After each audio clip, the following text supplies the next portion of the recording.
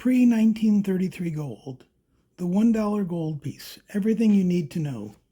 The $1 gold piece offers the lowest cost of any pre-1933 gold, but is a low price enough of a reason to begin buying. This is Coins Rock. Stay tuned as I explain. Let's start with some history.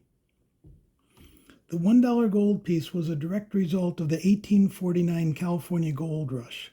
As the supply of gold increased, legislation was passed in 1849 authorizing two new gold coins, the $1 and the double eagle or $20.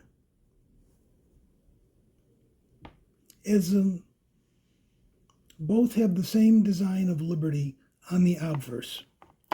First year production in 1849 exceeded 900,000 for the $1 gold piece, but problems showed up quickly. The main problem, at just under 1/20th of an ounce of gold, the coin was too small for many people. With a diameter of just 12.7 millimeters or half an inch, it was proven to be too small to be practical for everyday commerce, and work began on a replacement. The first Type 1, or Liberty Head, was struck from 1849 to 1854, and it was replaced by the Type 2, the Indian Princess Head with the small head, which began production in 1854.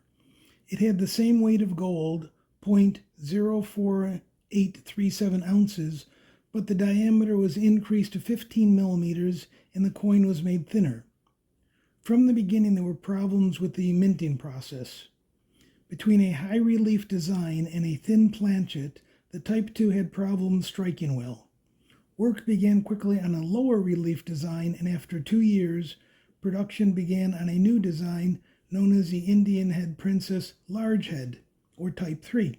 The weight and diameter stayed the same, but the design was the same as the new $3 gold piece. This large head design, the Type 3, continued until 1889. The $1 gold piece circulated better in the West than the East, where acceptance remained low. In response to demands for coins as a civil war started to lead to hoarding, and production in 1862 exceeded 1.3 million pieces. This dropped to just 6,200 pieces in 1863 and 5,900 pieces in 1864.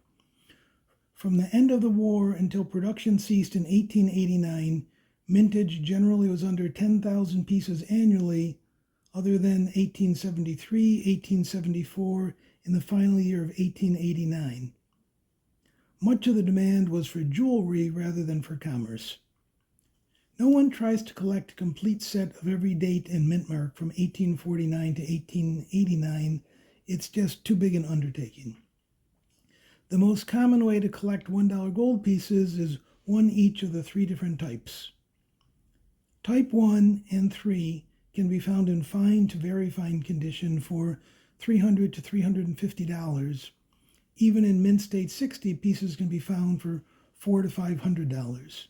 Type 2s are more expensive, $400 to $500 in fine to very fine, with mint state 60 starting above $1,000 for the most common 1855. Another way to collect $1 gold pieces is to put together a set of $1 gold pieces from each of the 5 mints they were produced at: Philadelphia, San Francisco, New Orleans, Charlotte, and Dahlonega. The melt value of a $1 gold piece is around $92, so much of the value in these coins is in the numismatic premium. When buying any pre-1933 gold, only buy coins certified by PCGS or NGC. If you buy a raw coin and it turns out to have been cleaned, much of the numismatic premium disappears, and then you are left with mainly the melt value. When citizens were required to turn in their gold coins in 1933, less than 1% of gold dollars were turned in. One of the exceptions to the turn-in rule was that coins with numismatic value could be withheld, and $1 gold pieces in 1933 generally sold at a small premium because of the demand for jewelry. This 1878 $1 gold piece has a mintage of just 3,000. 178 have been certified by PCGS and 174 by NGC for a total of just 352 pieces. Many of the rest were lost to mainly jewelry.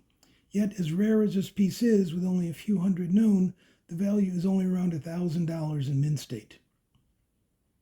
In summary, the $1 gold piece is a low-price way to get into pre-1933 gold.